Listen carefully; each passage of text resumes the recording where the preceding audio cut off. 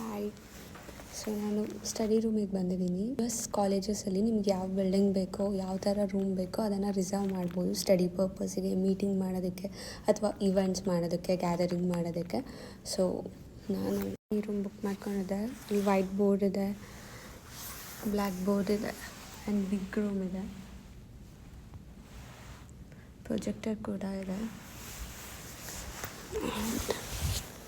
ನಾನು ಸೈಕಲಲ್ಲಿ ಪಾರ್ಕ್ ಮಾಡಿದ್ದೆ. ಮನೆಗೆ ಹೋದರೆ ಫೋಕಸ್ಡಾಗಿ ಏನು ವರ್ಕ್ ಮಾಡೋಕ್ಕಾಗಲ್ಲ. ಸೊ ಸ್ಟೂಡೆಂಟ್ಸ್ ಈ ಥರ ರೂಮ್ಸ್ನ ಬುಕ್ ಮಾಡಿಕೊಂಡು ಇಲ್ಲೇ ಓದ್ಕೊಂಡು ಹೋಗ್ತಾರೆ. ನನಗೆ ಚಿಕ್ಕ ರೂಮ್ ಸಿಗಲಿಲ್ಲ, ಸೊ ಇದನ್ನು ಬುಕ್ ಮಾಡಿಕೊಂಡೆ.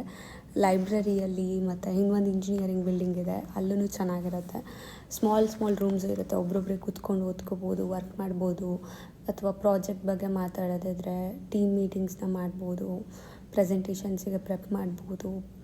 ಸೊ ಇದನ್ನು ನಾವು ಆನ್ಲೈನಲ್ಲಿ ರಿಸರ್ವ್ ಮಾಡುವಾಗಲೇ ಕೇಳುತ್ತೆ ಎಷ್ಟು ಜನಕ್ಕೆ ಬೇಕು, ಏನೇನು ಫೆಸಿಲಿಟೀಸ್ ಬೇಕು ಅಂತ, ಬೋರ್ಡ್ ಬೇಕಾ, ಪ್ರೊಜೆಕ್ಟರ್ ಬೇಕಾ, ಆ ಥರ ಫುಡ್ ಪ್ರೊವೈಡ್ ಮಾಡ್ತೀರಾ ಅಂತ ಎಲ್ಲ ನಿಮ್ಮ ರಿಕ್ವೈರ್ಮೆಂಟಿಗೆ ನೋಡಿಕೊಂಡು ನಾವು ರೂಮ್ಸ್ನ ಈ ಥರ ರಿಸರ್ವ್ ಮಾಡ್ಬೋದು.